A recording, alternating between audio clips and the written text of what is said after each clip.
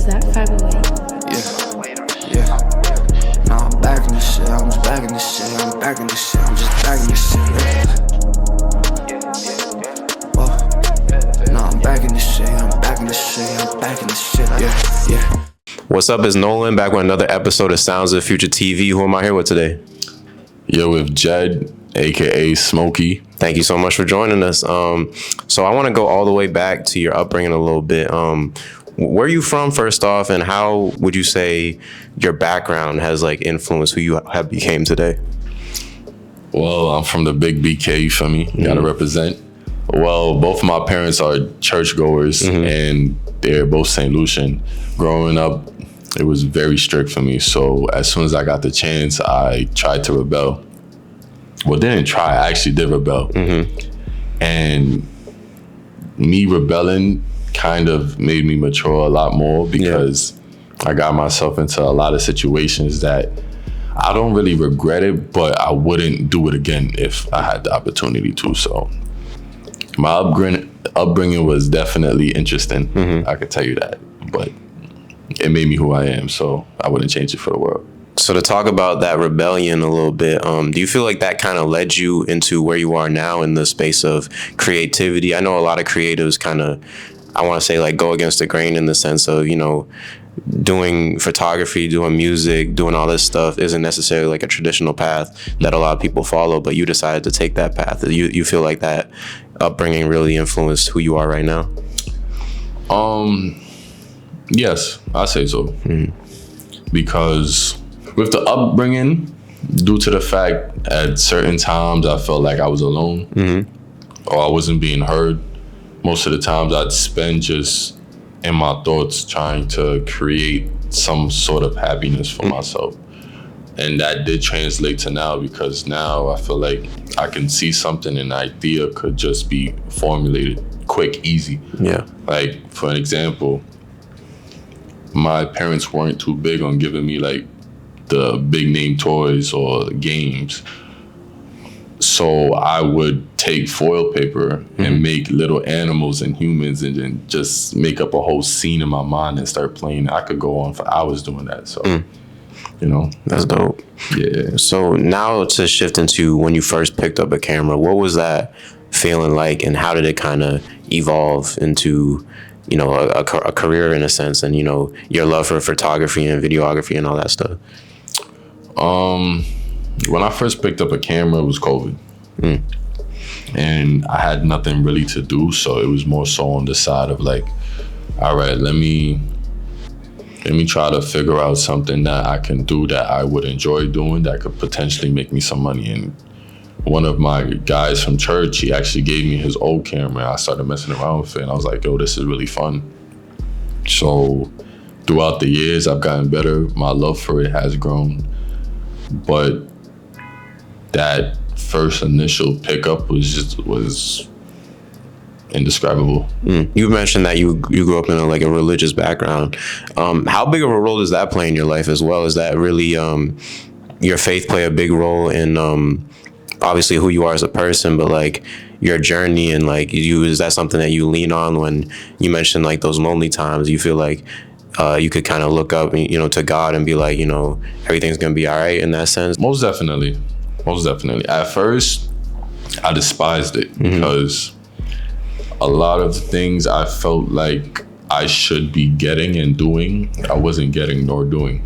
So Christmas, I never celebrated Christmas. I never was able to go out on Friday nights and Saturdays due to the fact that I had to go to church. Most holidays I didn't really celebrate. I don't celebrate now. And seeing all the other kids enjoying it and talking about it and then bragging about it too, it really hurt.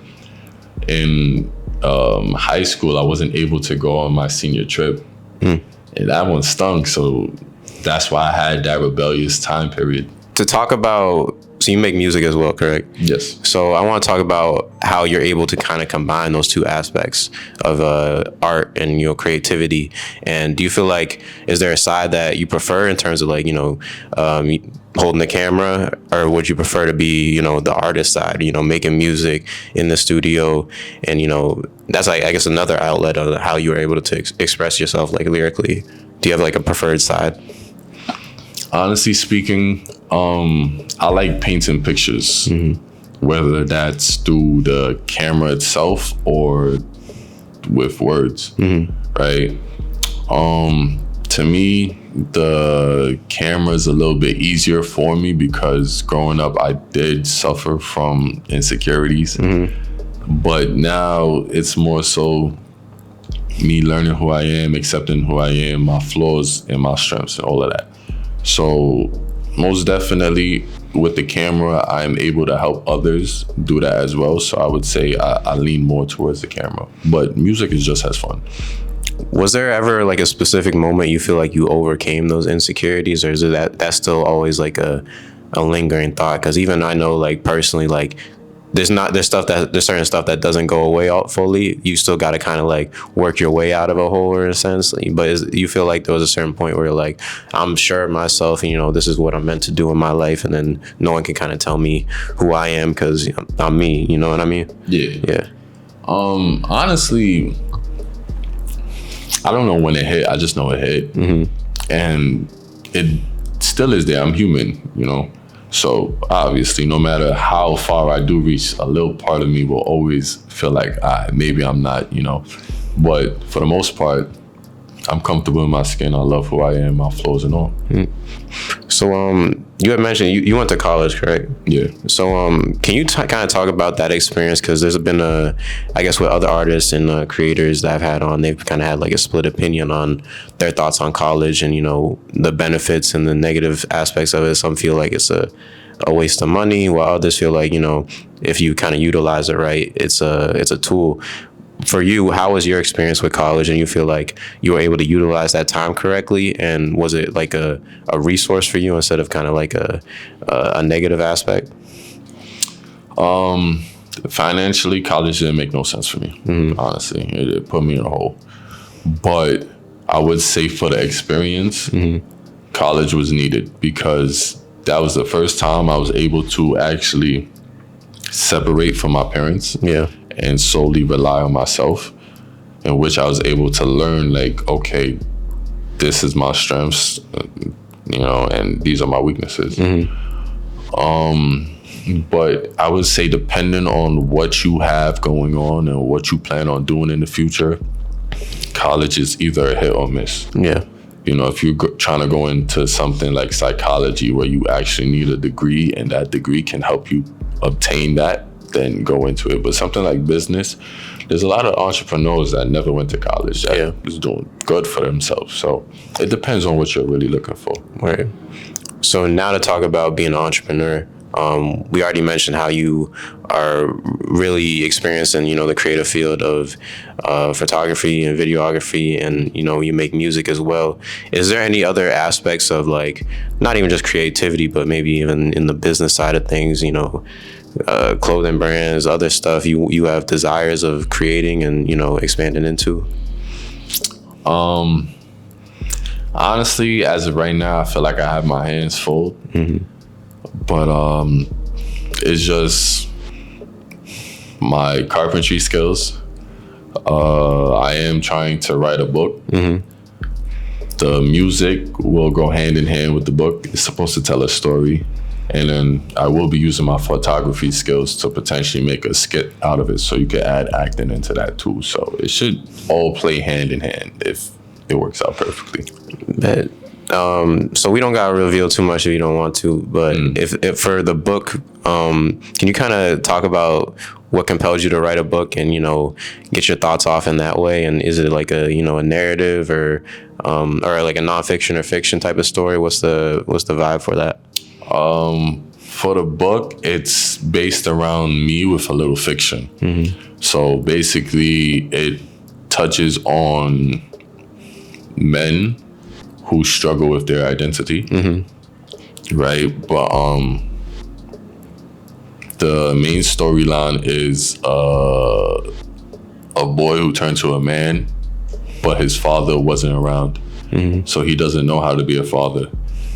And he has a son who he tries to be a father to, but his son doesn't accept him. So it's kind of ironic in a sense, but it when it comes out, I feel like it should be well loved. That's dope. So kind of not to set a time frame on anything, but you know, it's kind of just, I guess, human nature to look towards the future and like stuff we want to do and stuff we want to achieve. But you know, within like 5 to 10 years, where do you kind of see your career going, and just maybe just you as a person, where do you see your life going? 5 to 10 years. Hopefully by that time, the music and the book should be out. I should be on my farmland with at least 3 children, like 5 dogs, living life, and my wife. Yeah, living life. Fire. Hopefully 5 to 10 years. We'll see, because you know how this world goes. Yeah, you never know. Yeah. But so I got 2 more questions for you. So I want to talk about for more recent stuff. You know, any upcoming projects, any work, any stuff you want to talk about, promote. At the moment, I don't really have too much besides the same old regular, the book and the music. Yeah, so when that comes out, it comes out. So yeah, might give a little snippet, but yeah. All right, excited to see it. And last question, so we call it this section Words from the Future. It's just where we ask the artist or creator to, you know, leave the audience with some advice, or just any words of wisdom. Love who you are. Be yourself. Stay away from social media. And it's okay to break trends. You don't have to be the next Kai. You don't have to be the next YouTuber, content creator. We need barbers still. We need carpenters. We need doctors. We need even janitors. Yeah. You know, you don't have to be the next big thing. You know, just find your purpose. Once you figure out what your purpose is, life will be so much easier.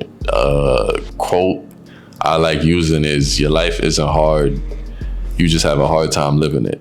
So once you start thinking positively instead of negatively, a lot of things can change for you.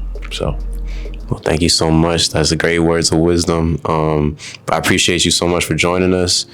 The pleasure is mine. Of course. Excited to see what you do in the future. Signing out, Sounds of Future TV. Back in the field, back like I never left, ready to spill. Only got one shot, I go for the kill. Could've went platinum with thoughts like a drill, but I found a better way without a deal.